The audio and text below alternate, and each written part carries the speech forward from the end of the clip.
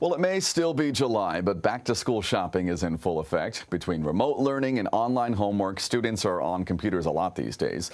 So which one is best for your family? Joining us now is Julie Ramhold, a consumer analyst with DealNews.com. Thank you so much for being here, and good morning to you. First question, though. Is students as young as first grade need to do some homework on a computer? I've got a girl going into second grade, maybe even younger, too. So which are the best computers for elementary school kids? Okay, so the good news is that when it comes to the younger kids, you can get away with kind of the bare minimum. An affordable Chromebook, a basic Windows laptop, that should be plenty, especially because a lot of times they do their work just within browsers. So really all they need is just a way to get online. And in addition to that, even some lower tier iPads will work. Of course, you have to worry about setting them up with keyboards and things like that. So a Chromebook may be your best bet, but in general, that's an easy way to go. Okay, but as parents, we want them to last as long as possible. Are those that you described able to last through middle school or even into high school? Will they need to get an upgrade eventually? Unfortunately, yes. Upgrades are going to be needed in most cases. They're probably going to need upgraded specs. They may need more capabilities. It may simply come down to changes in technology in general. So you can probably make them last for a good handful of years, but by the time middle school rolls around or high school, you may have to look for something that's a little more robust. Makes sense. Okay, now let's move on to college students. What are the best computers for them? Ooh, college is tricky.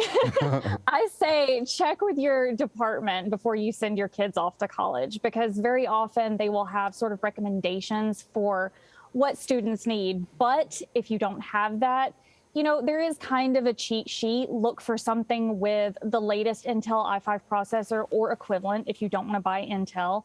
And be sure to look for at least 8 gigabytes of RAM, a 256 gigabyte hard drive, 8 hours of battery life or more, and a 13-inch screen, just because those tend to be more compact and easier to carry to class. Okay. Now, do certain companies, I know Black Friday is when we always typically think about, the best time to buy something like this.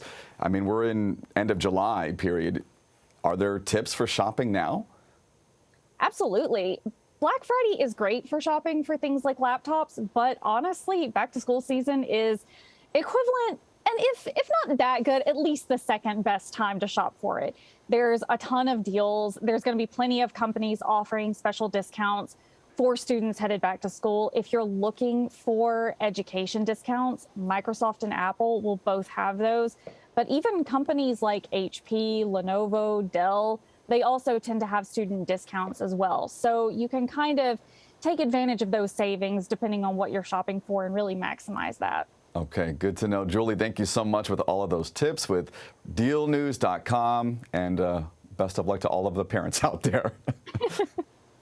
Thank you very much for having me.